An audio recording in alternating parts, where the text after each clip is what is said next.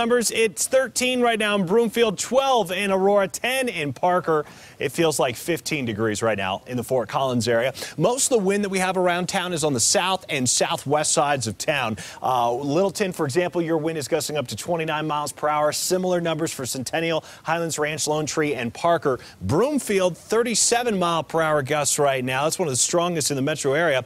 And then up into the foothills and mountains, we have some pretty gusty wind. But generally speaking, the strongest wind in Colorado, or the most consistently strong wind, is going to be out on the eastern plains close to the Kansas and Nebraska state lines, locations closer to the actual storm system responsible for all this wind we've been experiencing. In fact, look at this big purple blob here over South Dakota, Nebraska, and Kansas. That's where the really strong wind is located, and it's all because of this storm here that's spinning over Des Moines, Iowa. Yesterday it was in central Nebraska and central South Dakota, so it hasn't moved very far. Today it's going to continue to inch towards Chicago and Detroit. As it moves away from us, it's going to continue to influence our weather for today with more wind, but then by tomorrow, it'll be far enough away that it will allow the wind to decrease here in Colorado. That's the storm, by the way, that's going to bring a lot more rain and snow to the northeast. They're getting real concerned about yet another storm that's going to create all kinds of travel delays out there. For us, the end of the week, mostly sunny, much warmer as high pressure takes control, and then we're watching that little storm system out in the Pacific Ocean.